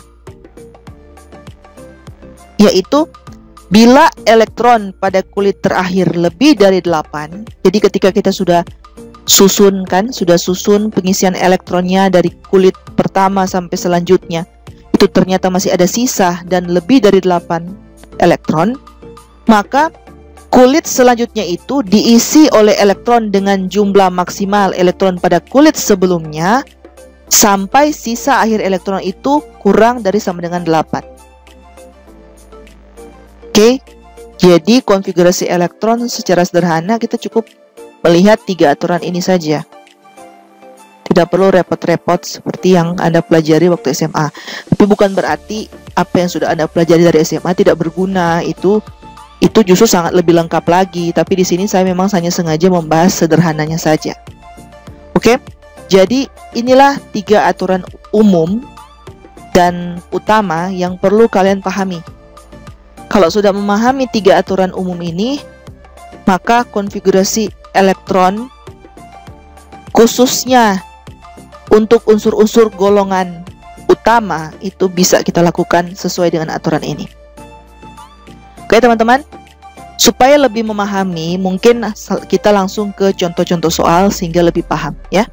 Kita lanjut ke slide selanjutnya untuk pembahasan contoh-contoh soal. Ini ada contoh yang pertama. Di sini saya tampilkan kembali jumlah maksimal elektron yang dapat diisi di tiap kulit ya. Jadi mulai dari kulit yang pertama sampai kulit yang ke-7. Supaya kita tidak lupa, kita bisa lihat lagi di sini sebagai contekan ya, seperti itulah. Nah, jadi kita bahas contoh yang pertama yang paling mudah dulu. Jadi di sini di soal diketahui ada atom N714. 7 kan ini kita sudah bahas bahwa itu adalah nomor atomnya, 14 adalah nomor masanya. Sebenarnya di sini 14 sebagai nomor massa tidak berguna ini dalam konfigurasi elektron ya. Karena yang kita butuhkan adalah informasi dari elektronnya saja. Nah, dan ini kita sudah tahu jelas bahwa adalah atom netral, sehingga teman-teman kalau sudah ditulis nomor atomnya 7 dan atom ini adalah atom netral, sudah pasti 7 ini yang menyatakan jumlah proton itu sama juga dengan jumlah elektronnya. Oke, sehingga kalau protonnya 7, elektronnya juga pasti 7. Karena atom ini adalah atom yang netral. Nah sekarang, berarti dari yang diketahui N714, jumlah elektronnya juga 7. Oke, nah sekarang bagaimana konfigurasi elektronnya? Ingat, di kulit K, kita sudah hitung tadi, dia maksimal hanya mengisi 2 elektron. Sehingga Untuk kulit K N sama dengan 1, di mana elektron maksimalnya harus 2, jadi kita isi dulu 2. Oke. Berarti kalau sudah isi 2 di kulit yang pertama, masih ada sisa 5, karena dia totalnya 7 kan? Nah, 5 itu tentu kita harus isi di kulit yang kedua, yaitu kulit L. Di mana kulit kedua, kulit L, N sama dengan 2, elektron maksimal yang bisa diisi di kulit ini adalah 8, tetapi kan hanya tersisa 5 elektron saja. Jadi langsung saja diisi 5. Itu ya, yang penting aturannya aturan yang nomor 2 itu tidak boleh lebih dari 8 terpenuhi. 5 kan kurang dari 8. Sehingga kalau kita gabung, konfigurasi elektron dari atom N714 adalah 2,5. Dimana 2 tambah 5 kan 7. Oke, ya kita ingin gambarkan struktur atomnya ya kira-kira seperti ini. Inti atom, kemudian kulit pertama diisi 2 elektron, kemudian kulit kedua diisi dengan 5 elektron. Atau kalau kita gambar hanya 1/4 bagian dari atom, ya jadi anggap ini kita hanya potong segini kan. Ya, potong segini. Jadi ini anggap inti atomnya, kulit pertama atau kulit K itu diisi 2 elektron, sedangkan kulit kedua atau kulit L itu kita isi dengan 5 elektron. Total ada 7 elektron. Oke, jadi kira-kira seperti itu. Mudah kan ya? Sekarang kita lanjut ke contoh selanjutnya. Diketahui ada Al1327. Jadi atom Al1327, dan di sini Al-nya adalah atom netral. Berarti jumlah proton 13 itu sama juga dengan jumlah elektron juga 13. Ya kan? Jadi jumlah elektronnya juga 13. Dan bagaimana konfigurasi elektronnya? Sama ya. Untuk kulit K, N sama dengan 1, maksimalnya, elektron maksimalnya yang bisa ditampung dalam kulit ini adalah 2. Jadi kita isi 2 di kulit ini.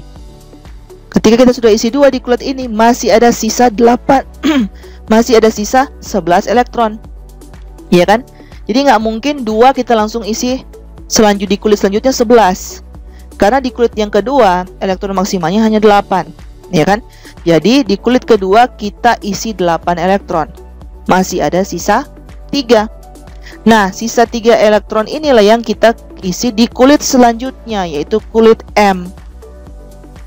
Oke, meskipun kulit M, N sama dengan 3, elektron maksimal yang mampu diisi di kulit ini adalah 18, tapi tidak masalah kita isi dengan 3. Yang penting aturan yang kedua tadi tidak dilanggar, di mana kulit terakhir tidak boleh lebih dari 8. Ini kan 3 kurang dari 8. Sehingga kalau kita gabung semuanya ini, konfigurasi elektronnya dari atom Al1327 adalah 2,8,3. 283. Ketika kita jumlahkan, totalnya 13 elektron. Oke, yuk kita gambarkan 1/4 dari atom ya. Kita hanya gambarkan seperti ini. Dianggap ini sebagai inti atomnya. Kulit pertama itu kulit K diisi 2 elektron, kulit kedua kulit L diisi 8 elektron, dan kulit ketiga atau kulit terakhir atau kulit M diisi oleh 3 elektron. Seperti itu ya teman-teman. Semoga dapat dipahami. Sekarang kita lanjut contoh selanjutnya. Jadi semakin hari nomor atomnya semakin besar ya. Contoh yang ketiga ini adalah Ca2040. Ca ini adalah atom netral, sehingga otomatis 20 ini juga merujuk pada jumlah elektron selain jumlah proton. Oke, jadi jumlah elektronnya ada 20 juga. Dan bagaimana konfigurasi elektronnya? Sama ya. Kulit K itu kita isi dengan 2. Masih ada 18 sisanya. Kemudian 18 itu ketika kita isi di kulit yang kedua yang maksimalnya hanya 8, berarti kita isi 8 saja. Tidak bisa dipaksakan isi 18 satu sekalian kan? Masih ada sisa 10. Nah, 10 ketika kita isi di kulit M yang maksimal 18, sebenarnya kan bisa ya muat ya 10. Sedangkan kalau kita mau isi di kulit M, elektron maksimalnya 18, berarti kan harusnya bisa sanggup muat. Tapi ingat aturan yang nomor 2, kulit terakhir tidak boleh, elektronnya tidak boleh lebih dari 8, ya kan? Berarti 10 elektron ini kan dia berada di antara kulit L yang maksimalnya 8 elektron dan kulit M yang maksimalnya 18 elektron, ya kan? Jadi 10 elektron ini kita harus isi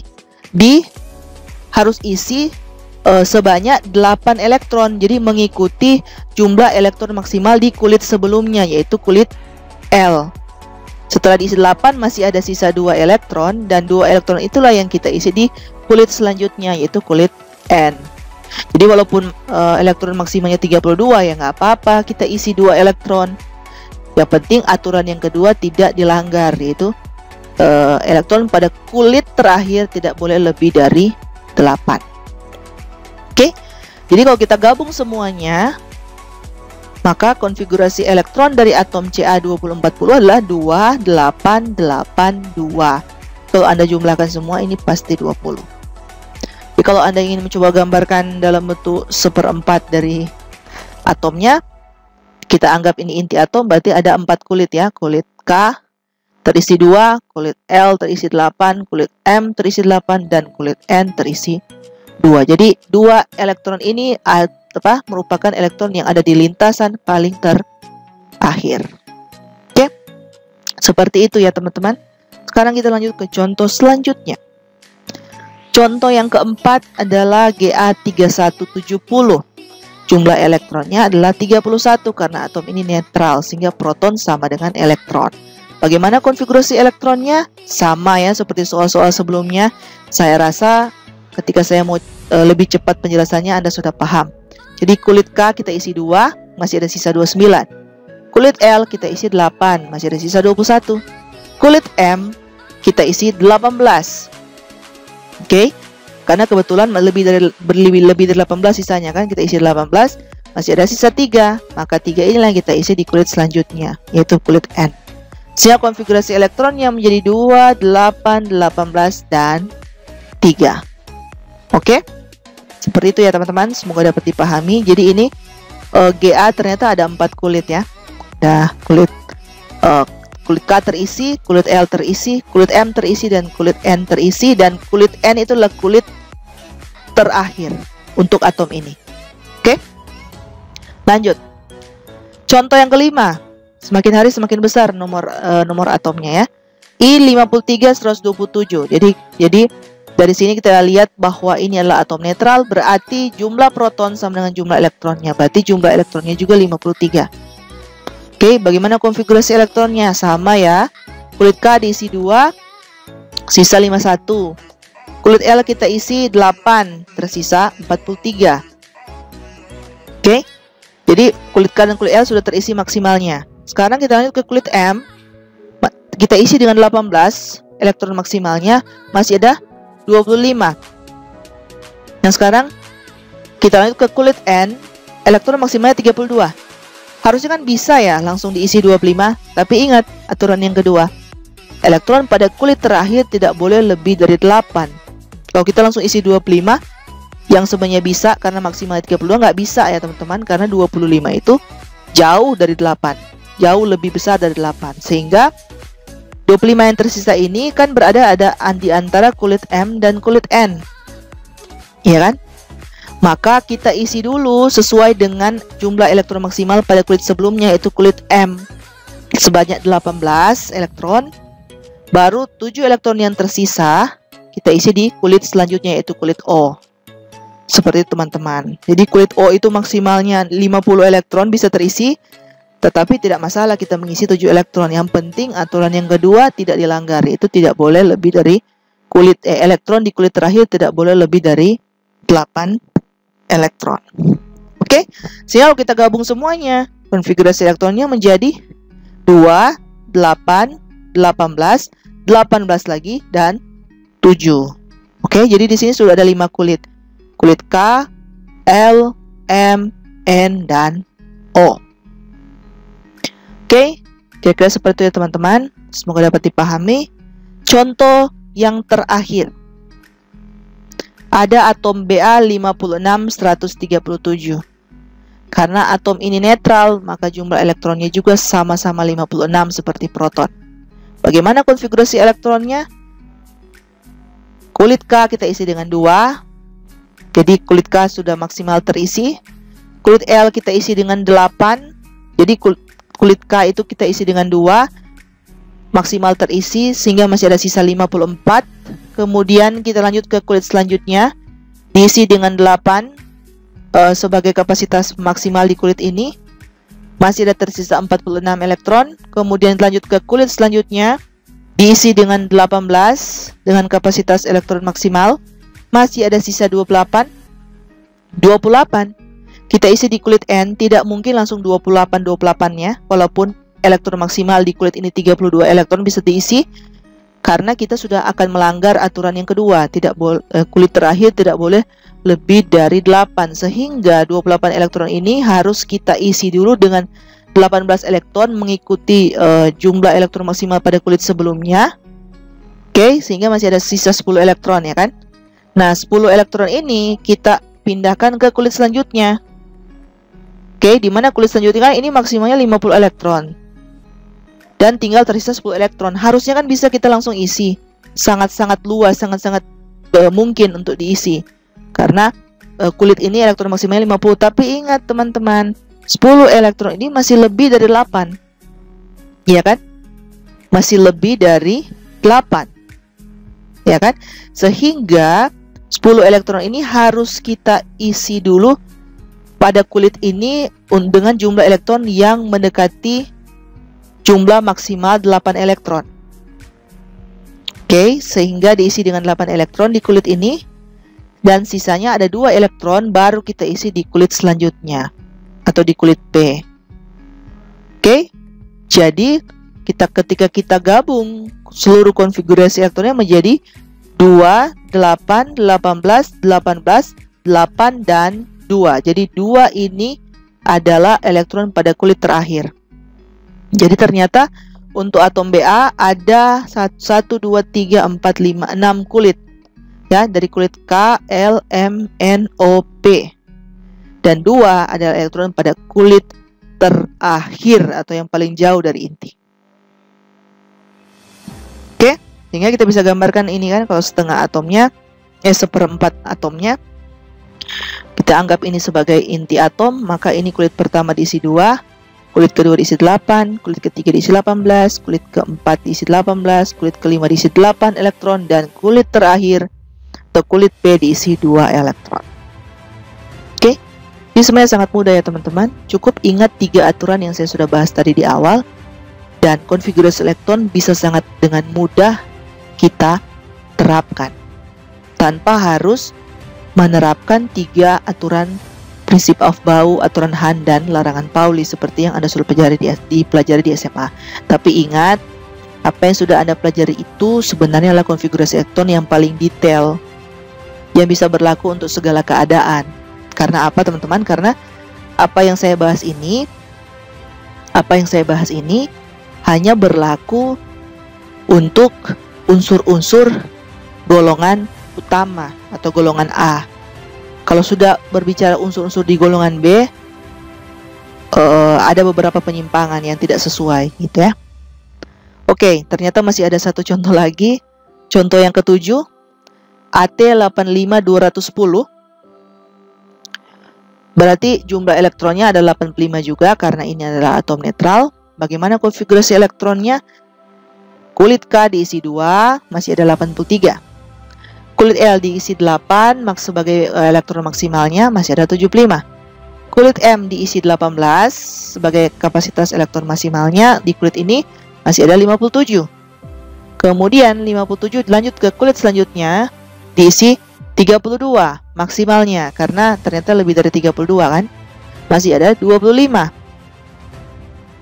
Nah, 25 mau diisi ke kulit selanjutnya atau kulit O yang maksimal elektronnya itu bisa diisi 50. Tapi kita nggak mungkin bisa langsung isi 25 ya. Meskipun kapasitasnya 50, 2 kali lipatnya. Karena aturan yang kedua, tidak boleh kulit terakhir tidak boleh lebih dari 8. Ingat ya. Sehingga 25 ini kita harus bagi ya. Diisi dulu dengan 18 elektron sesuai dengan kapasitas dari kulit M, ya kan? Kemudian sisanya 7 elektron kita taruh di kulit selanjutnya. Oke, sehingga kalau kita gabung konfigurasi elektronnya menjadi 2, 8, 18, 32, 18, 7. Intinya elektron di kulit terakhir tidak lebih dari 8. Oke. Jadi semua memenuhi sesuai 3 aturan yang sudah saya bahas tadi di awal. Oke. Jadi seperti saya sudah katakan tadi teman-teman, aturan sederhana yang saya bahas tadi itu hanya berlaku, konfigurasi elektronnya itu hanya berlaku bagi unsur-unsur golongan utama atau golongan A, yaitu yang ini. Oke. Sedangkan kalau kita membuat konfigurasi elektron untuk golongan yang transisi, unsur-unsur transisi atau golongan B, mungkin kita bisa akan menemukan penyimpangan atau tidak sesuai. Oke. Jadi seperti itu, dan nanti sistem periodik unsur teman-teman akan kita pelajari di bab yang berbeda. Oke. Selanjutnya, tadi kita sudah bahas konfigurasi elektron pada atom. Dan bagaimana sekarang konfigurasi elektron pada ion? Sebenarnya konsepnya sama teman-teman ya, aturannya sama, tapi mungkin ada beberapa hal yang perlu kita ingat karena atom dan ion itu berbeda.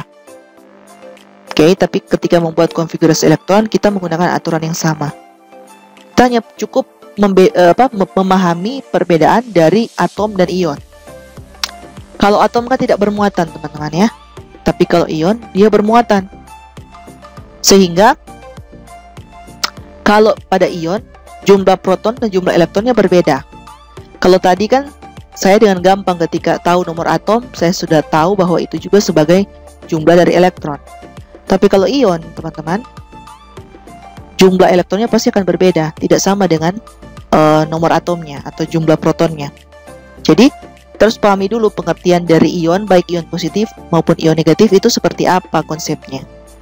Jadi kalau ion positif atau kation, itu dia bisa bermuatan positif, itu karena dia kelebihan di proton. Saya sudah bahas itu tadi juga di awal, ya kan? Kalau dia bermuatan positif berarti ada kelebihan di proton, karena kalau yang membuat dia netral karena jumlah proton dan elektron sama. Tapi kalau dia sudah bermuatan entah positif atau negatif berarti ada kelebihan di salah satunya. Jadi kalau bermuatan positif berarti dia kelebihan di proton karena proton bermuatan positif. Ya kan? Dan yang membuat atom itu akhirnya bisa kelebihan proton dan akhirnya bermuatan positif karena atom tersebut melepas elektronnya. Yang awalnya jumlah proton dan elektron sama sehingga membuat atom bermuatan netral atau tidak bermuatan. Ketika dia melepas elektronnya, maka atom akhirnya berubah menjadi ion positif. Ini sudah ada kelebihan di proton karena sudah melepas elektronnya, sehingga proton sudah kelebihan, justru sudah tidak seimbang.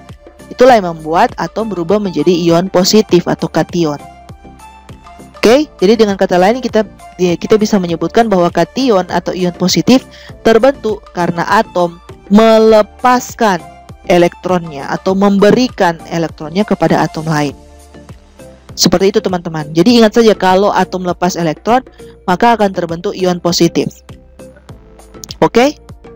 Nah contoh, kita lihat contoh satu berikut ini. Ada atom netral Li3. Nomor atomnya 3, tapi karena dia netral, otomatis nomor jumlah elektronnya juga 3, sama seperti jumlah protonnya. Maka konfigurasi elektronnya dapat dengan mudah kita tulis 2, 1. Nah, tapi ketika atom Li itu melepaskan 1 elektronnya, maka dia sudah menjadi kelebihan 1 proton. Sehingga atom Li akan berubah menjadi ion Li+, dan konfigurasinya juga akan berubah menjadi hanya sisa 2 karena satunya ini sudah dia lepaskan. Oke? Jadi hanya 1 kulit. Jadi ini awalnya ada 2 kulit K dan kulit L terisi. Setelah dia melepaskan 1 elektronnya ini, ya tentu dia hanya menempati kulit pertama atau kulit K. Oke, contoh yang kedua, ada atom netral Ca20. Kalau atom netral berarti 20 ini bukan hanya menyatakan jumlah proton tapi jumlah elektronnya juga. Sehingga konfigurasi elektronnya menjadi 2882. Saya tidak perlu bahas dari mana ini karena kita sudah bahas tadi cara membuat konfigurasi elektron.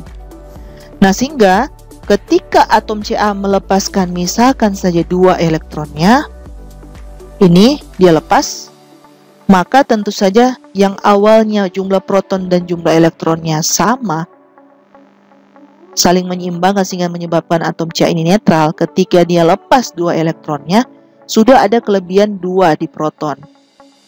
Sehingga atom Ca akan berubah menjadi ion Ca2+. 2+ itu menyatakan kelebihan di proton kan, 2 di proton.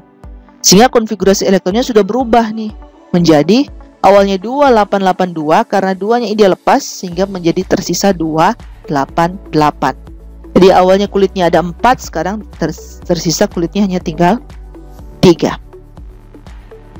Oke, jadi seperti itu ya teman-teman. Ingat saja kalau kation atau ion positif, dia melepas elektronnya. Jadi yang awalnya jumlah proton dan elektron dalam atom itu sama, yang membuat atom itu bermuatan netral atau tidak bermuatan. Tapi ketika dia melepas elektronnya, dan tergantung berapa yang dia lepas, maka akan ada kelebihan di proton, teman-teman. Dan jumlah muatannya tergantung berapa yang dilepaskan elektron. Sehingga kelebihan protonnya tergantung kelebihan proton tergantung berapa elektron yang dilepas. Itu yang menentukan muatannya dan besar nilai muatannya berapa. Itu ya, teman-teman. Sekarang kita lanjut. Bagaimana dengan ion negatif? Jadi kalau ion positif itu atom melepas elektronnya, kalau ion negatif justru atom itu menangkap elektron dari atom lain. Jadi kalau suatu atom berubah menjadi ion negatif atau kita kenal istilah anion, dia bermuatan negatif itu berarti karena ada kelebihan justru di elektron. Karena kelebihan di elektron maka dia bermuatan negatif. Atau kita juga bisa katakan kelebihan elektron itu karena atom yang awalnya netral dia menangkap elektron dari atom lain. Jadi awalnya jumlah proton dan neutron itu proton dan elektron itu setara, yang menyebabkan atom akhirnya tidak bermuat atau netral. Karena dia menangkap elektron yang bermuatan negatif, maka elektron sudah berlebih. Itulah yang menyebabkan atom berubah menjadi ion negatif. Jadi dengan kata lain, disebut ion negatif ya, ini saya salah cetak. Jadi disebut ion negatif atau anion karena atom menangkap elektron yang diberikan oleh atom yang lain. Menangkap atau menerima sama. Atom menangkap elektron atau menerima elektron yang diberikan oleh atom yang lain.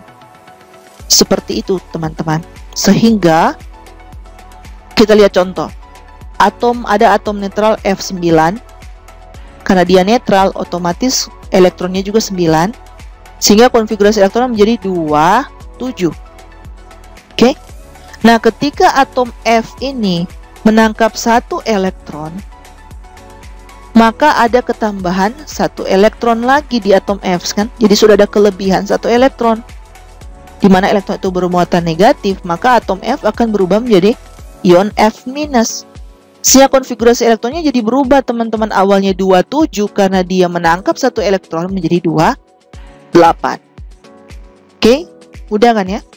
Contoh yang kedua misalkan atom O8. Berarti kalau dia netral, sudah pasti jumlah proton sama dengan jumlah dari elektron. Sehingga konfigurasinya adalah 2,6. Nah sekarang ketika atom O itu menangkap 2 elektron, berarti sudah ada kelebihan 2 elektron. Jadi ada kelebihan elektron jadinya. Karena atom tersebut yang awalnya netral menangkap 2 elektron. Jadi sudah ada kelebihan 2 elektron. Ya kan? Sehingga atom O akan berubah menjadi ion negatif O2-. 2- itu menyatakan ada kelebihan ketambahan 2 elektron. Elektron bermuatan negatif karena ada 2 jadi 2-. Oke? Sehingga konfigurasi elektronnya akan berubah. Awalnya 26 ketika dia menangkap 2 elektron menjadi 28. Oke? Jadi kira-kira seperti itu ya teman-teman, dan perlu diingat baik-baik agar supaya kalian tidak salah dan tidak bingung. Semoga penjelasan saya dapat dipahami. Kita lanjut. Nah, sekarang Sekarang kita bahas mengenai elektron valensi yang sudah saya singgung-singgung tadi di awal. Dan saya yakin ini juga kalian juga sudah tahu ketika kalian pelajari waktu SMA dulu. Jadi elektron valensi ini sebagai mereview saja, mereview kembali. Apa pengertiannya? Adalah elektron yang terdapat pada kulit terakhir atau kulit terluar atau kulit yang terjauh dari inti atom. Oke? Nah, elektron valensi itu dia berperan dalam pembentukan ikatan kimia. Jadi bukan proton, bukan neutron, bukan pula elektron yang ada di dekat inti. Tetapi yang berperan dalam pembentukan ikatan kimia itu adalah elektron yang berada pada kulit terakhir atau kulit terluar, atau kulit yang paling jauh dari inti atom. Dimana nanti kita akan ikatan kimia ini kita akan pelajari di bab selanjutnya. Jadi saya tidak perlu bahas mendalam di sini. Selanjutnya teman-teman, informasi mengenai elektron valensi adalah elektron valensi. Selanjutnya elektron valensi itu dapat menentukan sifat suatu atom unsur. Maksudnya apa? Jadi maksudnya begini. Kalau unsur-unsur itu memiliki elektron valensi yang sama, maka unsur-unsur tersebut memiliki kemiripan sifat. Oke, jadi kalau kita ingin mengetahui dari sekian banyak unsur mana yang memiliki kemiripan sifat, lihat saja, buatlah konfigurasi elektronnya dan lihat elektron valensinya. Kalau elektron valensinya sama, berarti kemungkinan besar unsur-unsur tersebut memiliki kemiripan sifat dan biasanya mereka berada di golongan yang sama. Nanti kita akan bahas sistem periodik unsur di bab selanjutnya. Oke. Nah, ini adalah contoh yang menunjukkan elektron valensi ya, dimana sebenarnya tadi sudah banyak ketika kita membuat konfigurasi elektron, sudah pasti elektron valensi di sini adalah yang ini. Oke, 2 yang ada di kulit terakhir. Jadi kalau kita gambarkan kan, 2 ini adalah yang berada pada kulit yang paling jauh dari inti atom. Ini kalau ini inti atom, ini kan adalah kulit terakhir yang paling jauh, kulit P. Jadi 2 ini adalah elektron valensinya. Dan hanya elektron valensinya inilah yang berperan dalam pembentukan ikatan kimia. Nggak mungkinnya ini, atau bahkan yang ini. Lebih tidak mungkin lagi. Gitu ya. Jadi yang berperan pada pembentukan ikatan kimia hanya elektron paling ujung, elektron valensi. Oke. Selanjutnya, ini ada contoh di mana kita diminta untuk melihat dari pasangan-pasangan unsur ini mana yang memiliki kemiripan sifat. Tadi sudah kita bahas bahwa atom-atom yang memiliki elektron valensi yang sama itu mempunyai kemiripan sifat. Jadi, untuk menentukan mana dari pasangan atom-atom ini yang memiliki kemiripan sifat, buatlah masing-masing atom ini elektron valensinya dulu. Konfigurasi elektronnya dulu. Dari situ kita bisa melihat elektron valensinya dan kita cari mana yang sama. Berarti itu yang memiliki kemiripan sifat. Dan dari sini saya memang sudah sengaja langsung menunjukkan penyelesaiannya. Saya yakin Anda sudah bisa membuat konfigurasi elektronnya ya, seperti yang kita sudah bahas tadi. B5 dan C6 konfigurasi elektronnya adalah 2, 3, sedangkan C6 adalah 2, 4. 3 dan 4 sangat berbeda ya, tidak sama. Jadi otomatis B dan C itu dianggap tidak memiliki kemiripan sifat. Sedangkan yang B, BE4 dan CA20. BE4 itu konfigurasi elektronnya 22 dan CA20 konfigurasi elektronnya 2882. Oke, ternyata sama-sama memiliki elektron valensi 2. Sekarang kita lihat yang ketiga. Na11 dan Ar18. Na11 konfigurasi elektronnya 281. Ar18 konfigurasi elektronnya 288. 1 dan 8 berbeda elektron valensinya. Sehingga dari soal A, B, dan C ini, pasangan atom yang memiliki kemiripan sifat adalah yang B, yaitu antara Be4 dan Ca20. Oke? Karena apa? Karena alasannya karena elektron valensinya itu sama-sama 2. Oke? Biasanya itu berarti mereka terletak pada golongan yang sama di sistem periodik unsur. Oke, sehingga memiliki kemiripan sifat. Semoga dapat dipahami ya teman-teman. Sekarang kita lanjut. Kita pindah pada pembahasan. Jadi tadi kita sudah selesai pembahasan mengenai keberadaan elektron dalam atom. Sekarang kita masuk pembahasan mengenai massa atom relatif dan massa molekul relatif. Oke, kita mulai dulu dari pembahasan mengenai massa atom relatif. Oke, nah, seperti yang saya sudah jelaskan sebelumnya bahwa massa atom itu karena dia sangat kecil, maka dia harus dinyatakan dalam satuan tertentu ya, bukan dalam kilogram, bukan dalam gram atau satuan massa yang lain, tapi harus dinyatakan dalam satuan khusus yang namanya satuan massa atom atau SMA atau atomic mass unit atau AMU dalam bahasa Inggris, atau bisa juga dinyatakan dalam U. Itu simbol SI untuk menyatakan satuan massa atom.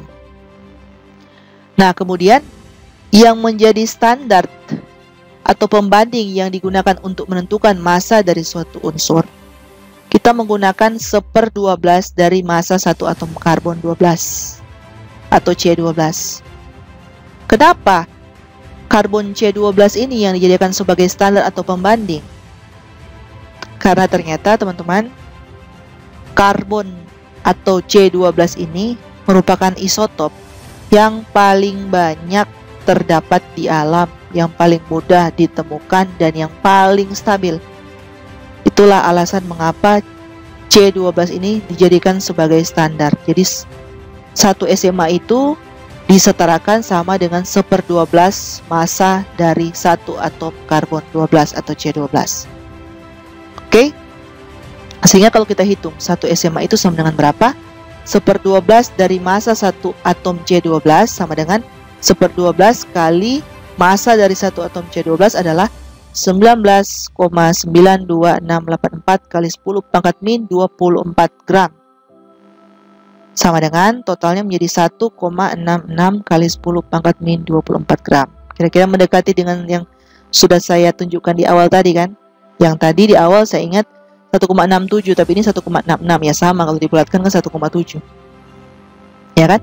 Jadi satu SMA itu ternyata sama dengan 1,66 kali 10 pangkat minus 24 gram. Oke?